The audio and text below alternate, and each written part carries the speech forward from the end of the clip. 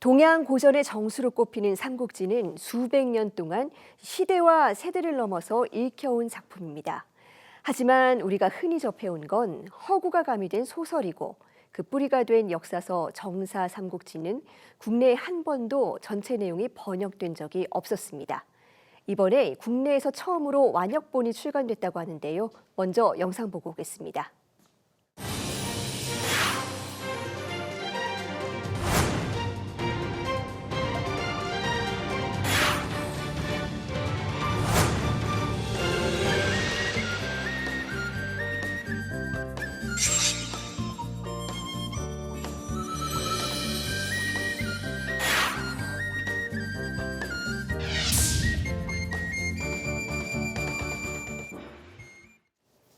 네, 전설을 넘어서 실제 역사를 마주하게 된 이번 완역본의 의미에 대해서 김영문 작가에게 직접 자세히 들어보겠습니다. 작가님 어서 오세요. 안녕하세요. 네, 책이 7권이나 됩니다. 작업량이 정말 많았을 것 같은데 먼저 이 삼국지를 완역하시게 된 계기부터 설명 부탁드리겠습니다. 네, 이번에 출간한 정사 삼국지 머리말에서 삼국지 완역을 결심하게 된 계기에 대해 투명한 가을 햇살 아래 흩날리던 낙엽 때문이다라고 썼더니 제 대학 동기 하나가 그 햇살과 낙엽이 큰일 했네라고 농담을 했습니다. 무슨 선문답 같습니다만 당시 결심할 때 느낌은 매우 구체적이고 절실했습니다. 전 초등학교 2학년 때 친구가 학교에 가져온 만화 삼국지를 읽으며 처음 삼국지를 접한 이래로 삼국지 매니아가 되었는데요. 그 이후 마침 대학과 대학원에서 중국 문학을 전공했고 2020년에 지금 전해지고 있는 소설 삼국지 최초 텍스트 삼국지 평화를 번역했습니다.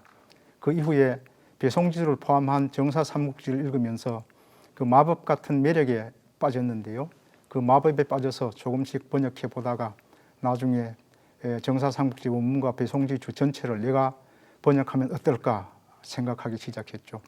그런데 분량이 너무 많아요. 그래서 포기했다가 다음 날이 되면 또 아니야 내가 해야지 이렇게 마음이 생겨요. 아마 2020년 봄부터 가을까지 그런 포기와 결심을 거듭했는데요. 앞에서도 말씀드린 것처럼 그해 가을 투명한 햇살 아래 흩날리던 낙엽을 보는 순간 배송지주를 포함한 정사 삼국지를 완역해야 되겠다 이렇게 마지막 결심을 굳혔습니다. 그 순간에 유한한 인생, 무한한 역사, 역사의 진실, 역사의 정의 등의 의미가 복합적으로 내리를 스쳐갔고 나도 그 역사 기록에 참여해야겠다 이렇게 결심을 하게 되었어요. 그래서 몇 군데 출판사에 제가 제의를 했더니 그 중에서 글항아리 출판사 강성민 대표가 적극 참여하겠다고 나서서 이 프로젝트가 출범하게 됐고 출간을 하게 됐습니다. 강성민 대표께 감사의 말씀드립니다. 네, 삼국지는 워낙에 우리나라에서도 인기가 많았던 작품이기 때문에 정사도 번역을 시도한 적이 있기는 했습니다. 그동안에는 어떤 한계가 있었던 겁니까? 그렇습니다. 제가 그 2023년 출판사에 완역 원고를 넘길 때까지 우리나라 정사 삼국지는 반쪽 번역에 그쳤습니다. 즉 정사 삼국지는 중국 삼국시대 역사 기록으로 진나라 학자 진수가 쓴 기전체 역사책입니다. 그런데 진수는 진나라 관리였기에 진나라의 유리한 기록은 많이 기록하고 불리한 기록은 빠뜨렸다는 지적을 받기 시작합니다. 그래서 그 다음 왕조인 중국 남조 송나라 문제가 중서시랑 배송지에게 삼국지의 역사 기록을 보충하라고 어명을 내립니다. 당시 배송지는 민간에 남아있던 각종 삼국 기록 한 230여 종을 광범위하게 수집해서 그의 진수의 원문에 맞먹는 이른바 배송지 주를 완성합니다. 현재 통계로는 삼국지 원문이 36만 자, 배송지 주가 23만 여자에 달합니다. 이로써 진수의 삼국지라는 뼈대에 배송지 주라는 피와 살이 보태지게 된 거죠. 이것이 완전한 정사 삼국지입니다. 이후로 정사 삼국지는 진지 배주, 즉 진수의 삼국지 원문에 배송지의 주석이라고 불리면서 때려야 뗄 수 없는 하나의 통합된 독서물로 자리 잡게 된 거죠. 그런데 우리나라 기존 정사 삼국지는 배송지 주를 번역하지 않아가지고 매우 아쉬웠습니다. 네, 이런 노력을 통해서 이제 국내 독자들도 드디어 삼국지의 완전한 내용을 읽을 수 있게 된 건데 사실 그동안 이 독자들에게 친숙했던 건 소설 삼국지 아닙니까? 그렇습니다. 정사를 읽어야 되는 이유 어디서 찾을 수 있을까요? 네, 특히 이제 우리에게 많이 보급된 게 나관중의 삼국지 연인데요. 네. 그건 이제 연의인데 소설인데, 즉 소설 그 삼국지는 문학의 영역이고 정사 삼국지는 역사의 영역이죠. 모두 우리에게 필요한 영역이지만 둘을 혼동하면 곤란할 것 같습니다. 우리는 보통 삼국지 연의, 즉 소설 삼국지를 읽고 삼국지 세계에 빠져드는데요. 삼국지 매니아들이 대부분 그렇지 않을까 합니다. 그런데 소설이 너무 재미있기 때문에 소설과 역사를 혼동하기 쉽습니다. 가령 유비, 관우, 장비의 도원결의, 또 적벽대전에 나오는 제갈량의 동남풍, 또 관우가 죽은 뒤 적토마도 따라서 죽는 일 등 이런 흥미진진한 내용은 소설에만 나오고 정사에는 나오지 않습니다. 따라서 이런 소설 장면을 역사 사실로 오인하면 안 됩니다. 우리는 정사 삼국지를 읽음으로써 소설에서 지나치게 미화되거나 혹은 악마화된 인물 또는 상상에 의해 가공된 역사의 본 모습을 냉정하고 객관적으로 바라볼 수 있게 됩니다.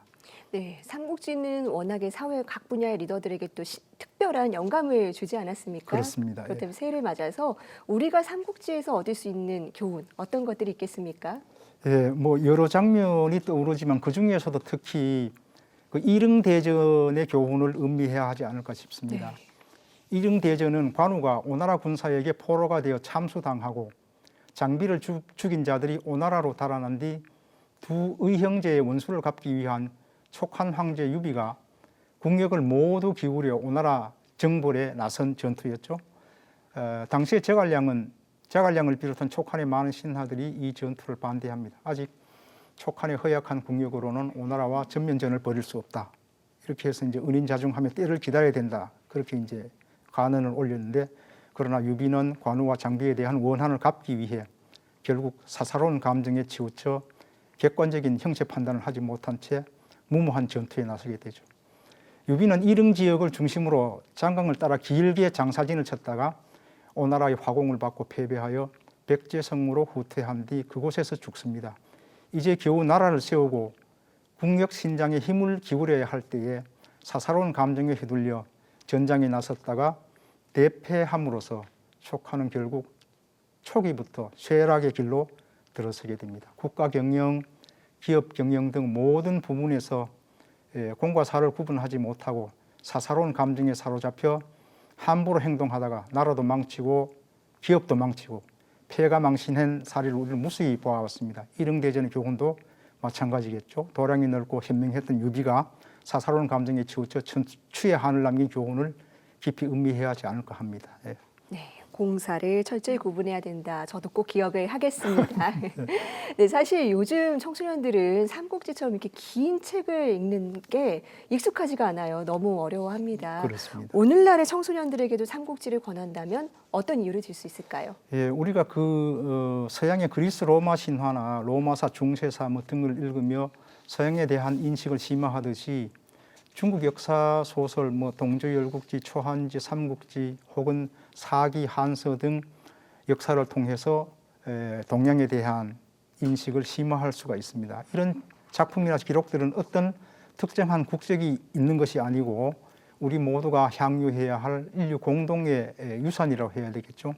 이 중에서 삼국지는 열국지처럼 너무 복잡하지도 않고 초한지처럼 너무 단순하지도 않습니다. 개별 캐릭터들의 특징이 아주 선명하고 사건 기록도 세밀해서 매우 재미있습니다. 역사 기록은 흔히 거울이라고 하죠. 지금 현실을 역사의 사례나 인물에 비춰보고 삶의 지혜를 얻을 수 있습니다. 삼국지를 아직 안 읽었다면 먼저 소설 삼국지를 읽어보시고, 소설 삼국지를 읽었다면 꼭 정사 삼국지를 읽으며 소설 삼국지와 비교해 보시면 좋겠습니다. 소설만 읽으면 역사의 진상을 놓치기 쉽습니다. 그리고 우리 저자, 역자, 출판사도 학생들 또는 일반 독자들이 쉽게 삼국지를 접할 수 있도록 새롭고 재미있고 다양하고 시대에 맞는 콘텐츠를 창작하여 보급해야 되겠습니다. 네, AI 시대에도 독서의 중요성 그리고 고전의 가치는 사라지지가 않을 겁니다. 새해엔 더 많은 청소년들이 이런 고전에 도전하는 계기가 될 수 있으면 좋겠습니다. 작가님 오늘 말씀 잘 들었습니다. 감사합니다. 감사합니다.